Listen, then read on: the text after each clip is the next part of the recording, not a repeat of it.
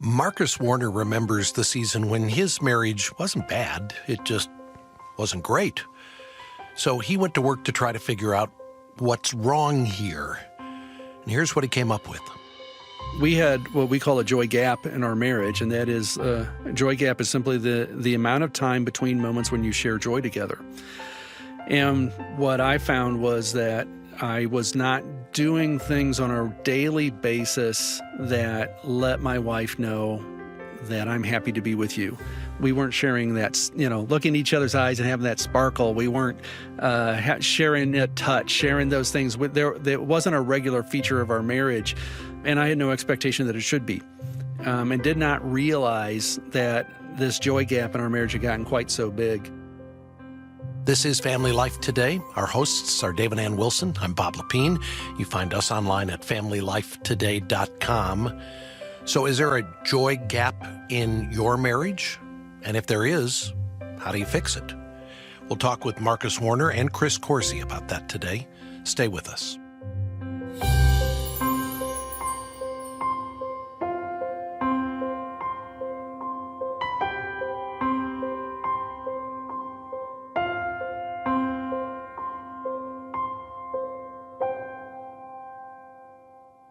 And welcome to Family Life Today. Thanks for joining us. I think we're going to find out what happens today if Family Life and Marie Kondo have a mashup, Because Marie, what's her big thing? You know Marie Kondo, right? Do you not know who Marie Kondo is? Bob, I don't know who you're talking about. I don't either. Nobody in this room knows who you're talking about. Our guests don't know. Okay, so Marie Kondo is the woman who's teaching you how to organize everything in your house. The closet girl. And it's all about, does it spark joy? Oh. That's what it is. So you pick up your old T-shirts and you ask, does this spark joy? And if it does, you keep it. And if it doesn't... Wait. This and is if a it's real not, thing? It's a real thing. So is she Japanese? Is this Yes, that? yeah. Okay, Yeah. my daughter watches her all the time. Yeah, Okay. she is big. I forgot. She I is. didn't know. So you But pick up she items asked- in your closet and you decide to keep them or throw them away? I watched episode 1 on Netflix of this, and she came into these people's house and had them empty out their closets on their bed. And then you go item by item and you hold it up and you go, does this still spark joy?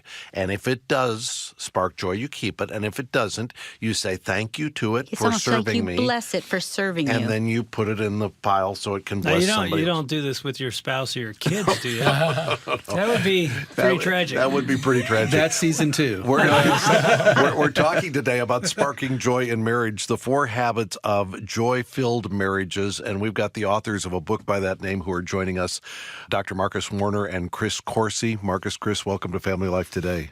It's great to be here. Yeah, good to have you guys. Thank you. Marcus is a conference speaker and author. He's the president of Deeper Walk International, working with issues of recovery and leadership and marriage and family life. Chris is president of Thrive Today, which is a nonprofit that focuses on training leaders and communities on relationship skills. And together they've worked on this book that says on the front, 15 minutes a day will help you stay in love. That's one of those things you put on the front of a book because somebody else says, I'll buy that book if it'll tell me how to stay in love 15 minutes a day. Pretty bold promise. What's that based on, Marcus? Well, it's based on the fact that intentionality, 15 minutes of actually being happy to be with somebody can do things in your brain that you might not expect. And if you make it a habit, 15 minutes a day, day after day after day after day, your brain chemistry literally changes and your attachment can move out of the fear mode and more into the joy mode. Chris, you've looked at brain science, and there's a lot of brain science in this book, but we should start off by saying the brain science is just affirming what Scripture says is true about the human condition all along, right? You're exactly right. There's a lot of references in the Bible to joy. And so what brain science is doing is really highlighting the significance of joy, because joy means we're glad to be together. It's a relationship. And so it's really interesting to look at Scripture with this lens of a relational lens of this glad to be together joy, because we have a God who's really glad to be with his people.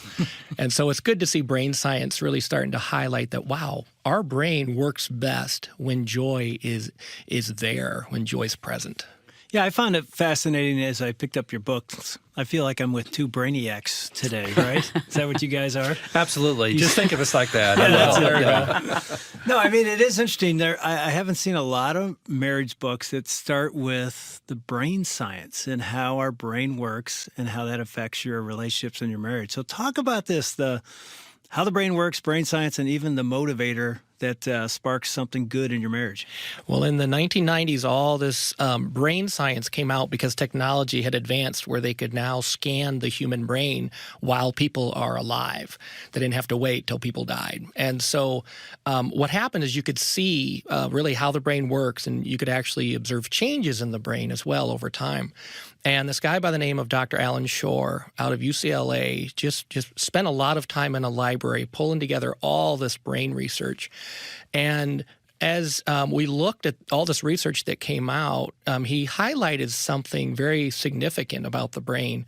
And that was, when you look at how the brain works, relational joy is what it's all about. In other words, from, even before we're born, actually, when we're still in the womb, with just the sounds and everything, to when babies are born and different senses develop, joy is that feeling that someone's glad to be with me.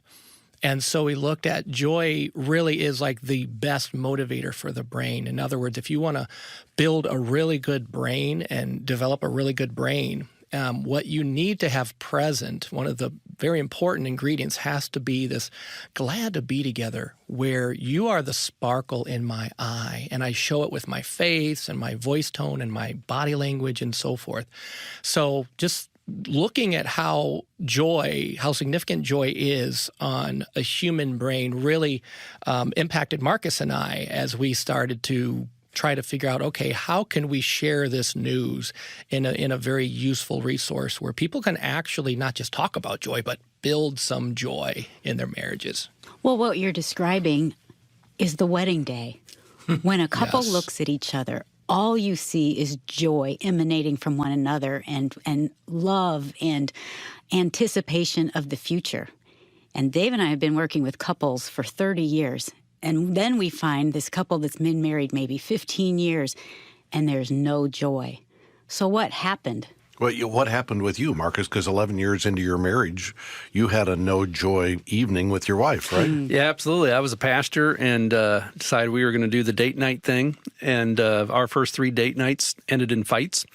And that was the first clue. Okay, there's more to marriage than date nights. So one of the things we realized was that probably going shopping for date night wasn't a good call. Did you hear that, honey?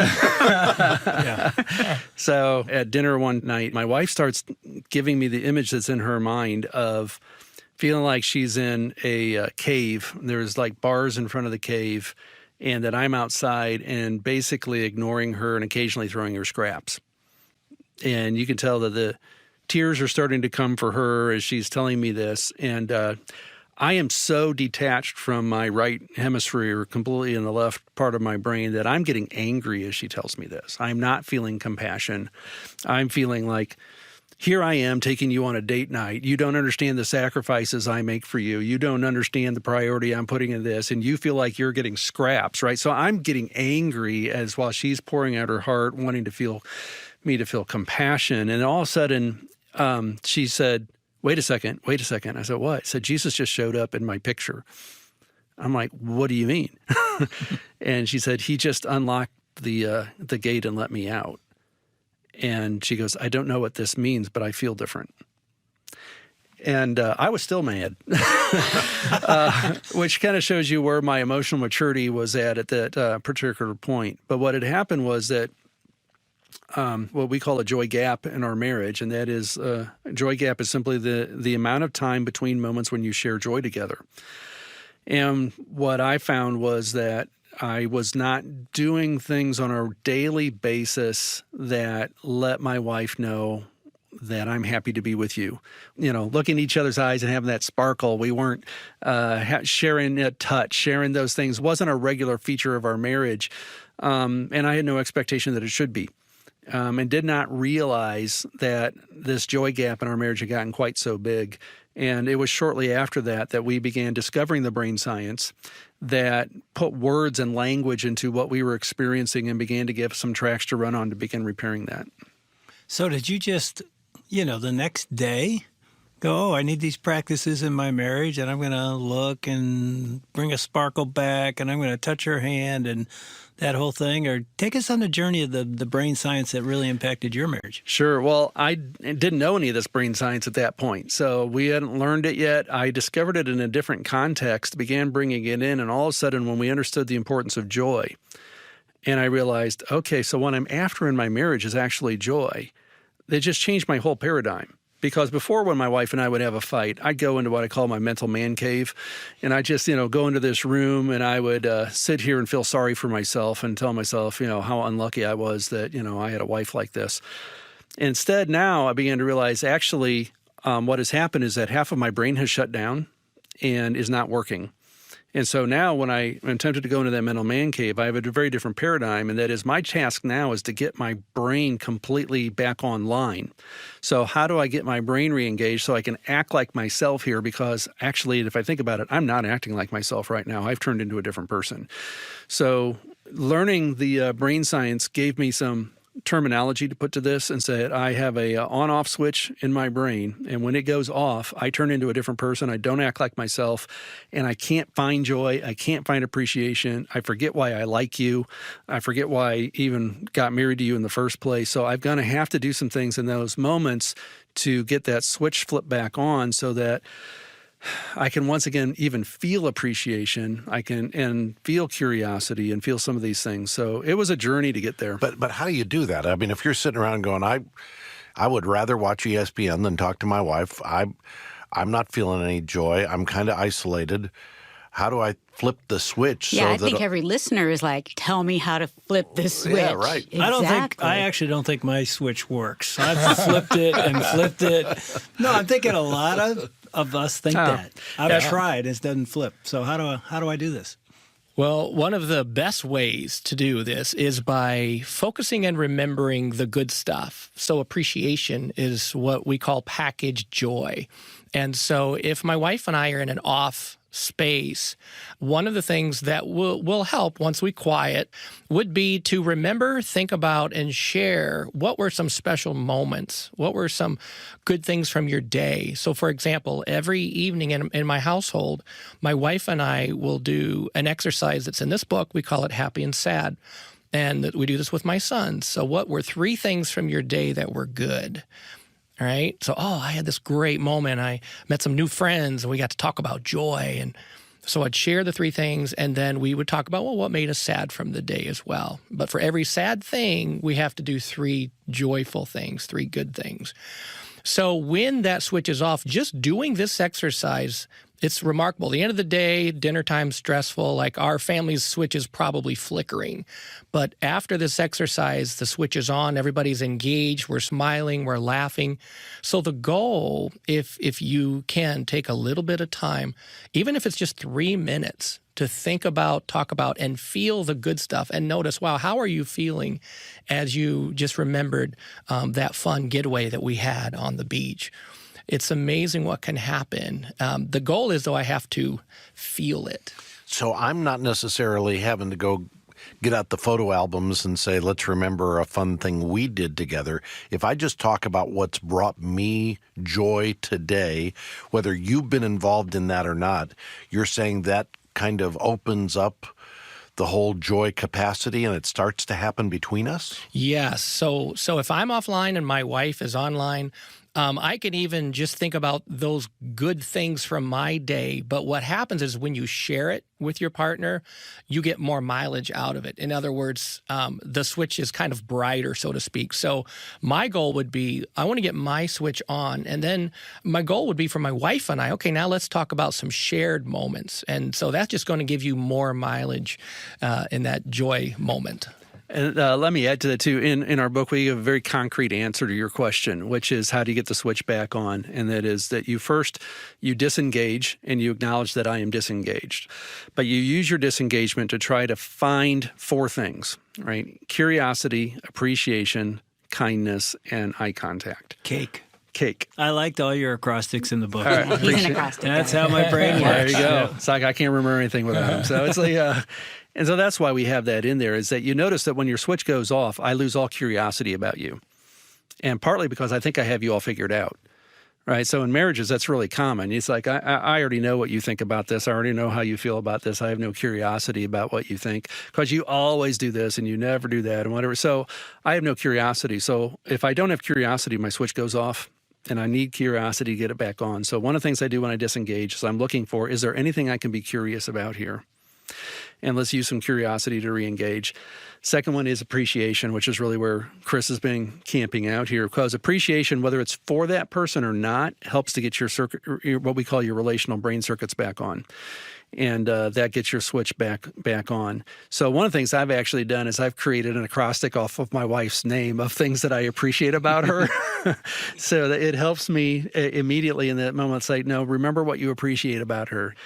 You go down the list of things, and it gives you a pre-thought through strategy of thinking on, there are things here to appreciate. I got to get my mind here. Helps get my switch back on so that I can engage relationally. So walk me through this.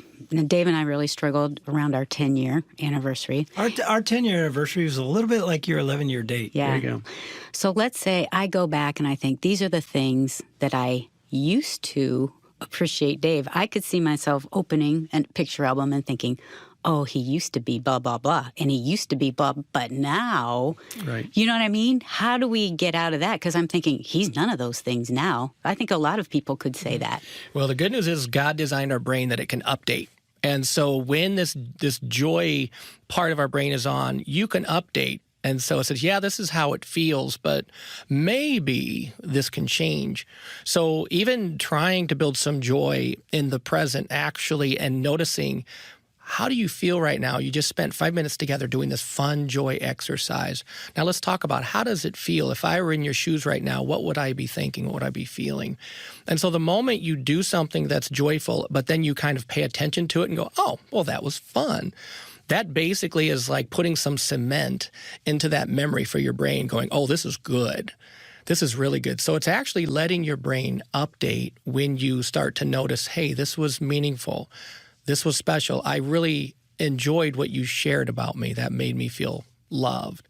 Now, how does it feel that we did that? And that's why every exercise in the book has this component of not just physically connecting, like holding hands or something, but it also pay attention to how you feel. What did you notice doing this exercise? And it's like your brain is going, oh, okay, even though this is how it's always felt, this is how it used to felt, because your brain always looks back in order to predict the future. So in those moments, your brain's looking back and going, oh, yeah, this is just how he is. And, I feel pretty discouraged right now. And is this ever going to change? Well, with a little bit of joy, what happens is your brain says, okay, let me look forward now. Let's see what's around the corner. Maybe there's something good here. Maybe there's hope.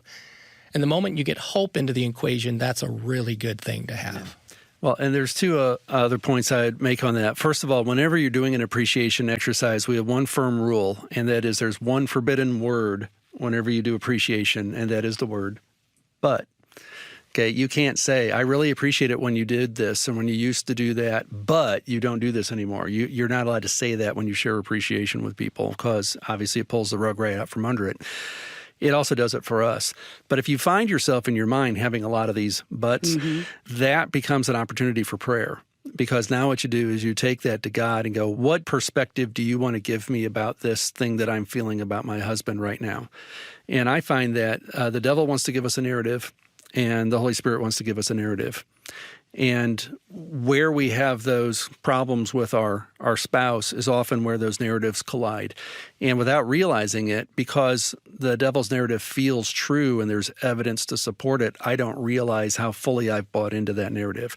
So when you do find that coming up, this is a good opportunity to back up and say, God, has the devil been influencing my narrative here, and do you have a different one for me?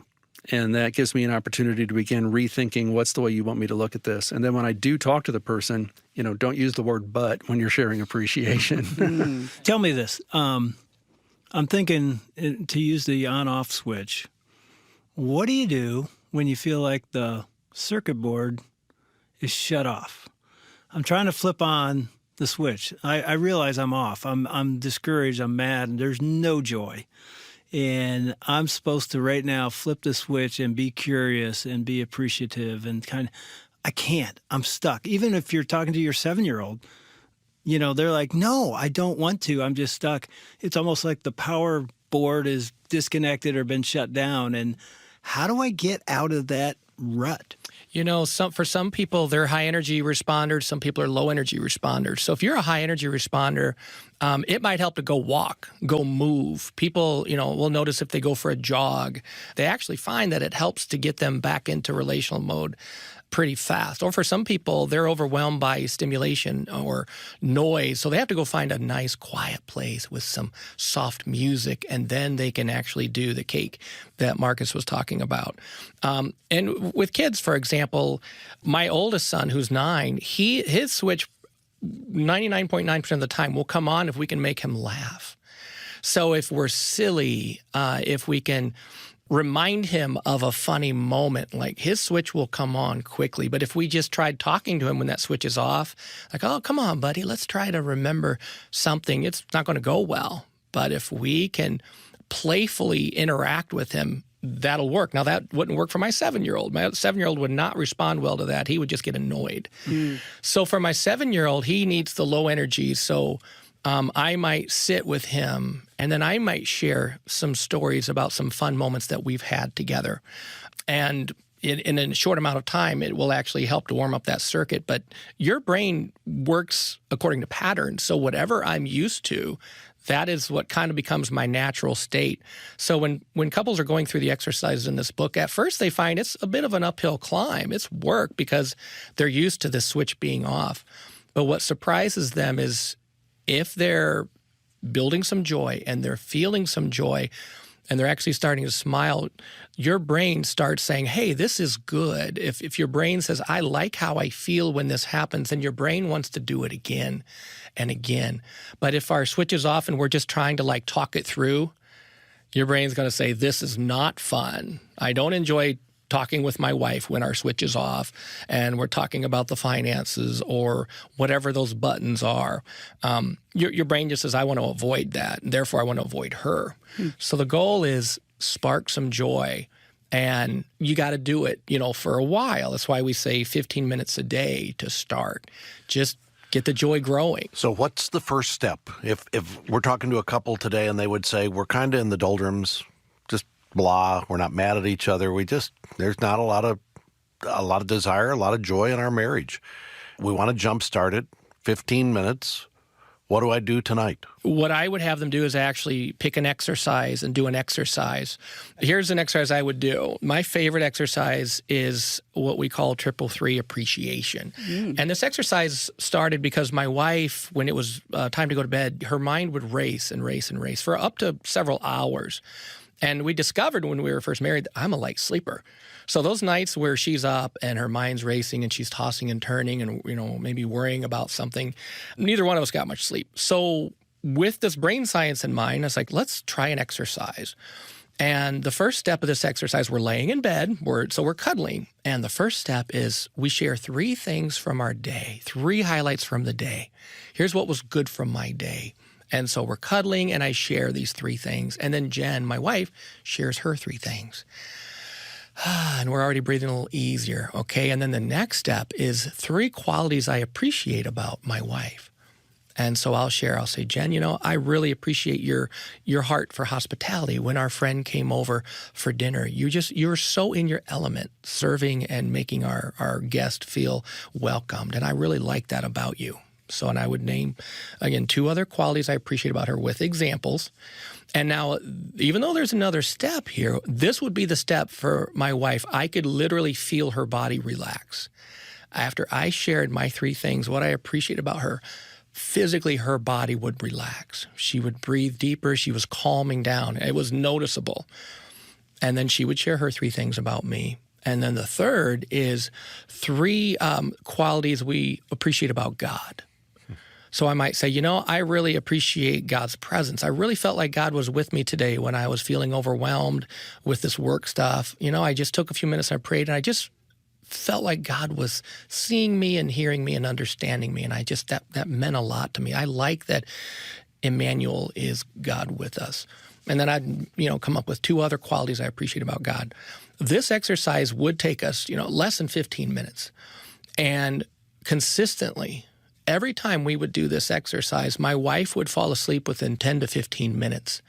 The nights that we wouldn't do the exercise, she could be up for easily 2 hours. And I admit, there were nights where I was already half asleep, and she'd say, "Hey, can we do that 333 appreciation?" I said, "Could you and Jesus do that tonight?" And bless her, she would try, but she said, "I find it's helpful to have you and Jesus with me doing this." So that exercise, when we saw the effects of doing that exercise, and under 10 to 15 minute exercise made that much of a difference in for her sleep and really for our marriage. And you're saying if you looked at the brain as that was happening, it would look different from beginning to end. Yes, because what happens is the moment you think about an appreciation file, you remember that special moment. As far as your brain's concerned, your brain is reliving the moment. So just thinking about the special moment with my wife while we're watching the sunset, as I bring that up and I'm thinking it and I'm feeling it, I'm sharing it with her, my brain's responding as though I'm reliving the moment, like as though I was there watching the sunset all over again. So this is why this stuff's so powerful. Like, it's kind of interesting because God designed the brain for joy, but you can imagine, what do horror movies and scary movies like that, like your brain responds as though you're living those moments. So what Marcus and I want to do is help couples learn to amplify the good stuff, to share the good stuff. And you have in the book a number of exercises like this that couples can do that are a part of your 15 minutes a day. This is your new workout for your marriage to try to grow joy. And the book we're talking about is called The 4 Habits of Joy-Filled Marriages, how 15 minutes a day will help you stay in love. We've got copies of this book in our Family Life Today Resource Center. You can order the book from us online at FamilyLifeToday.com, or you can call to order at 1-800-FL-TODAY. Again, our website is FamilyLifeToday.com if you want to order a copy of the book, The 4 Habits of Joy-Filled Marriages, or call 1-800-FL-TODAY to request your copy. And I know many of you have wanted to know about our plans for Weekend to Remember getaways this spring. We have a handful of getaways scheduled. We're still adding dates this spring. Of course, all of this is contingent upon restrictions that apply in various locations. You can go to our website at FamilyLifeToday.com to find out more about some of the upcoming getaways that we expect to be having this spring. And I should say, we expect these getaways will also be sold out. We have limited availability because of social distancing. So if you're interested in attending a getaway, sign up now and plan to join us for a Weekend to Remember this spring. And for those of you who can't get to a getaway, we are making plans to send a getaway to you. It's Family Life's date box that we're still putting the finishing touches on, but it's a great way for you to have some customized dates that will help unlock some great conversations in your marriage. Again, stay tuned to Family Life Today for more information about the date box. It should be out before Valentine's Day. And we hope you can join us again tomorrow when we're going to talk about communication and how when communication breaks down in a marriage, so does the joy. What can we do to keep joy at the center of our marital communication, even when we're not seeing things eye to eye? We'll talk more about that tomorrow. Hope you can be with us for that. I want to thank our engineer today, Keith Lynch, along with our entire broadcast production team. On behalf of our hosts, Dave and Ann Wilson, I'm Bob Lepine. We'll see you back next time for another edition of Family Life Today.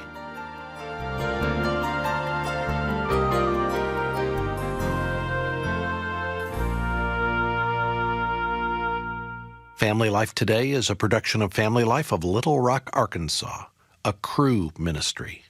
Help for today, hope for tomorrow.